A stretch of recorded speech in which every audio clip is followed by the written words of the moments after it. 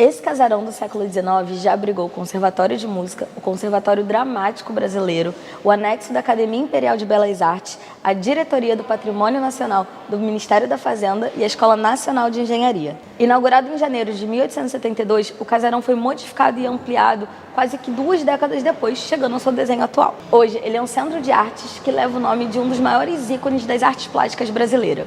Estamos no Centro Histórico do Rio e hoje o rolê visita o Centro Municipal de Arte Hélio Oiticica.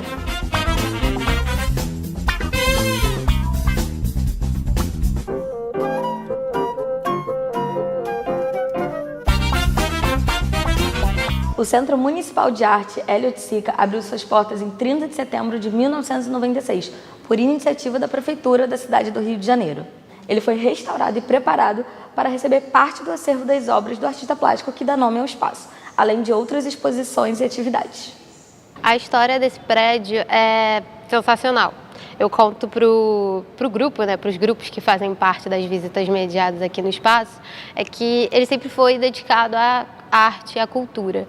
Então, se a gente for parar para pensar na construção, a edificação do prédio em 1872.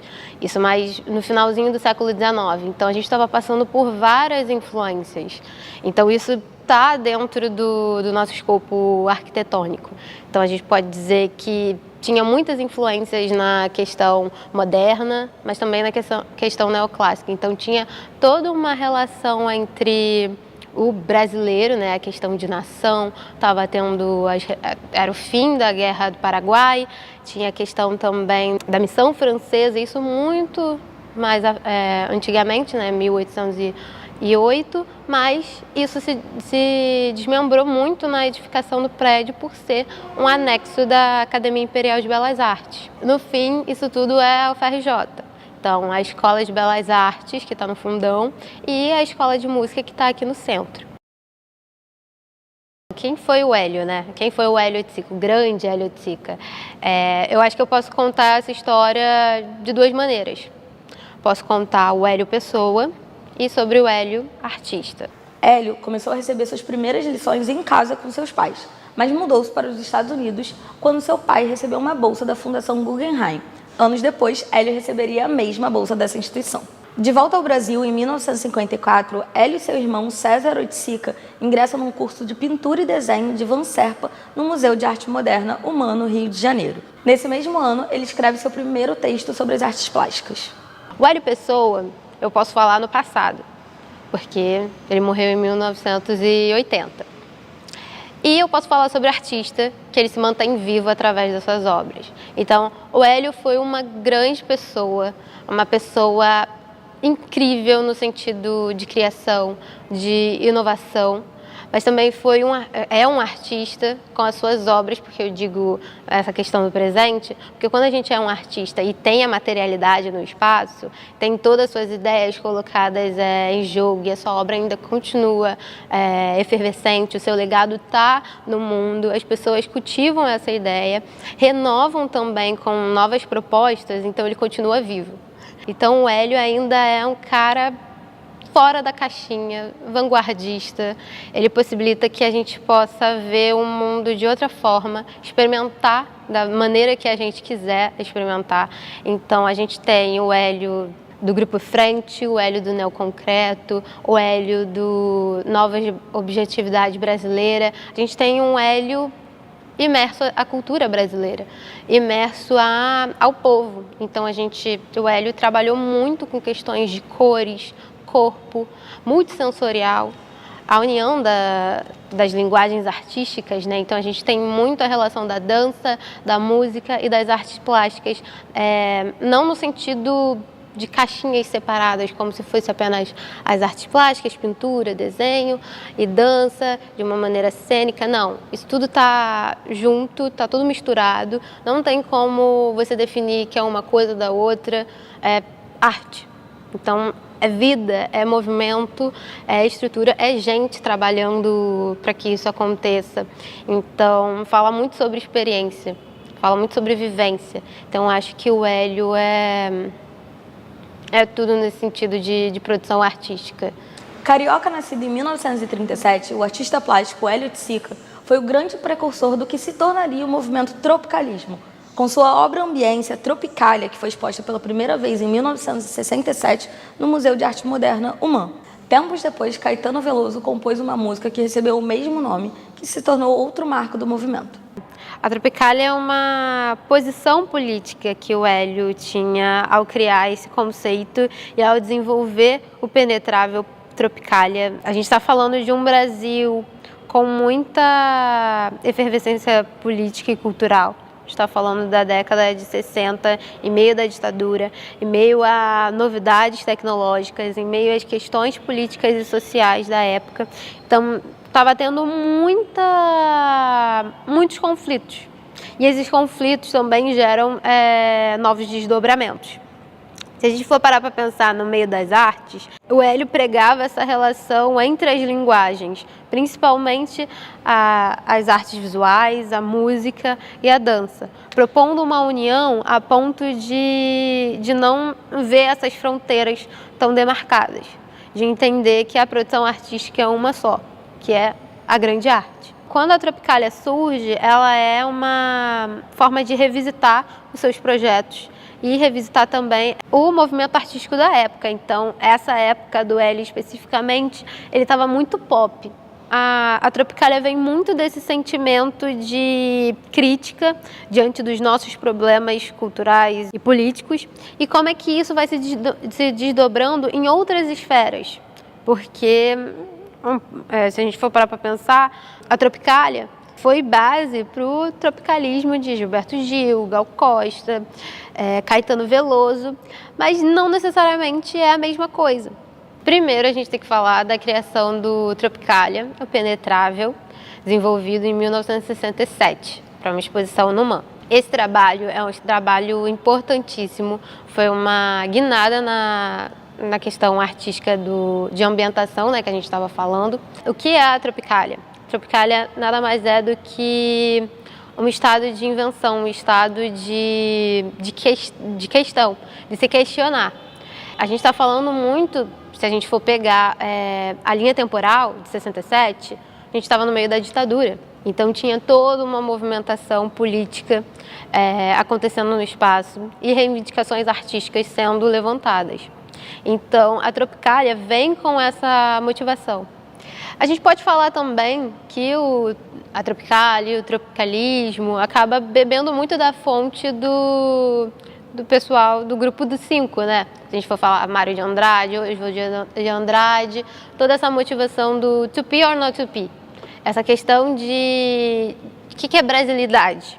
Como a gente pode falar sobre o Brasil e como a gente pode falar do povo brasileiro e essa produção artística, né? Então a Tropicália vem muito com essa questão de espaço e produção artística em questões de materiais. Então a gente vê várias estruturas de lona, temos plantas, temos uma relação muito forte com a ambientação no espaço, né? Então tem britas, tem água, tem outras boiredes espalhadas no trabalho, tem também os parangolés sendo influenciados em alguns aspectos. Enfim, a Tropicália é um balaio de propostas que a gente precisa entrar para sair de outra forma. Então, temos essa questão do penetrável. Agora, a relação com o Caetano e o pessoal da música vem que eles se interessaram pelo nome, porque o nome é muito forte. A criação da Tropicália, essa palavra, é muito potente, esse conceito, né? E, a partir disso, a música se apropriou de outra forma, trazendo essa relação de novidade. Então, a gente tem na música a guitarra, novos elementos sendo postos na construção musical e composicional e tal, mas tem uma certa diferença entre a Tropicália do Hélio, no sentido plástico, e a Tropicália musical. Mas todos eles estão se questionando o que é Brasil. Estão levantando a pauta de qual é a visão do Brasil que a gente quer colocar em voga e não a questão burguesa e ditatorial que estava na época.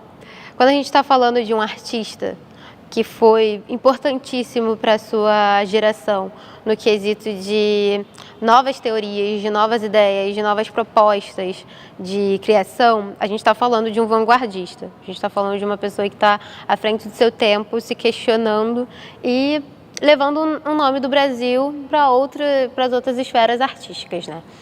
De outros países também. Então o Hélio foi aquela pessoa que colocou a cara dele à tapa no quesito de olha, eu vou estar aqui propondo arte e como essa arte vai ser desenvolvida, como é que o público vai participar. Então tem toda uma mudança na estruturação dos meios de produção artística. A gente tinha uma arte muito voltada para a visualidade, apenas para o sentido do olhar.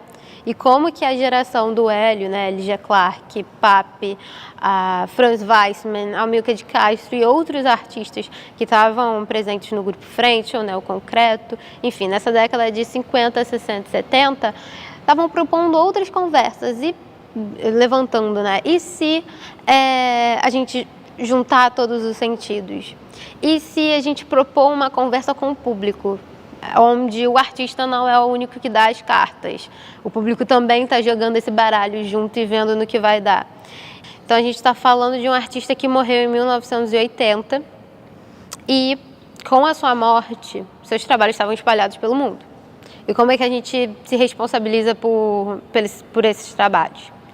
Assim, em 1981, um ano depois, o projeto Heliotica nasce, a partir dos irmãos do Hélio, da família, né, se responsabilizando por esses trabalhos.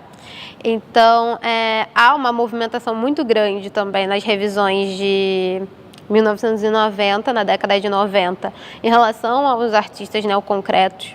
A gente estava passando por inúmeras reformulações na década de 90, então tinha toda essa questão do fim da ditadura, as aberturas políticas brasileiras, toda essa movimentação de exposição de artistas brasileiros aqui no Brasil e também fora. Então o nome do Hélio estava voltando à ativa mais uma vez. Estava voltando para o mercado com toda toda uma revisão, né? Falando que, o Hélio estava falando coisas que a gente ainda não estava preparado e agora a gente está disposto a conversar, disposto a aprender e conhecer os seus trabalhos no museu, em um centro cultural. Então, quando tem essa proposta de criar um centro de arte contemporâneo, que está relacionado diretamente ao Polo do Saara, está conectado à Central do Brasil, próximo ao Largo da Carioca, está nesse miolo do centro muito efervescente, que também é a Praça Tiradentes, com toda a sua história, imposição do teatro, dessa relação multissensorial de não estar falando só apenas da pintura e da produção cinematográfica, mas também falando do desenho, falando das videoartes, falando das pinturas, de desenho, enfim, de inúmeras técnicas, de inúmeras produções artísticas, principalmente a performance e os happenings. Então, calha, e tudo desemboca em criar um centro de arte contemporânea. E tem essa questão, né? Quem a gente pode homenagear? Quem poderia ser o símbolo de um espaço que fala sobre união?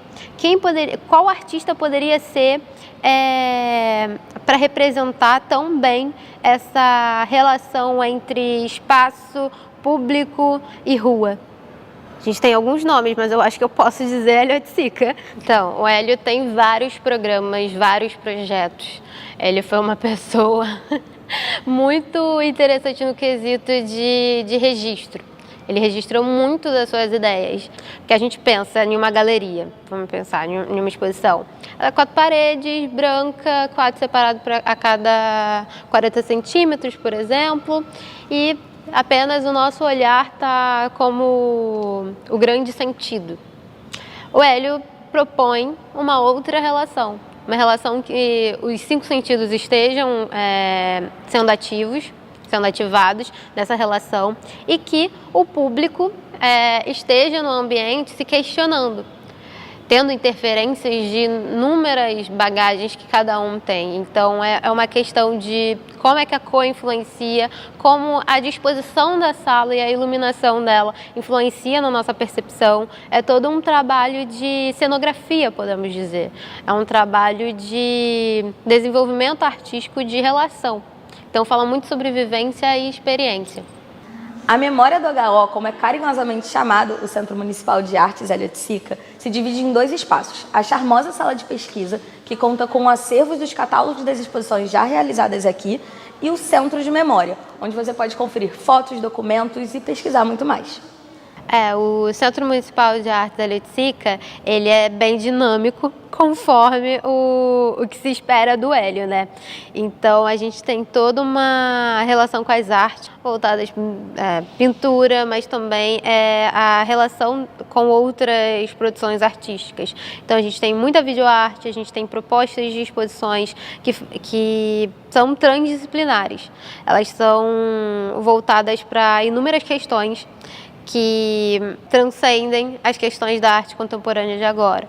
Então a gente está falando de produções de novos artistas, de artistas que estão começando no mercado. Isso é uma personalidade, vamos dizer assim, é uma característica nossa de ter essa relação com universidades federais, estaduais, enfim, com essa produção artística que está começando, porque a gente é um espaço que fala muito sobre novidade, sobre novas relações. Então, como é que isso se desmembra no agora?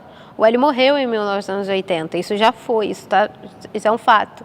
Infelizmente, ele se foi, mas a gente tem a vida toda pela frente, a gente tem novos artistas surgindo, sempre uma nova leva, sempre uma nova geração questionando a outra e questionando novas possibilidades de criação. O Rio não cansa de surpreender seus visitantes e os próprios cariocas, que muitas vezes não conhecem espaços tão curiosos e importantes como esse aqui. Vale dar um rolê aqui no HO por alguns motivos. A gente está perto de vários pontos de ônibus, de VLT, de metrô, então é super fácil chegar aqui. Mas também a gente tem a questão de sermos um espaço gratuito. Quando estiver aqui pelo centro, pertinho da Praça Tiradentes, não deixe de visitar o HO. Bora dar esse rolê?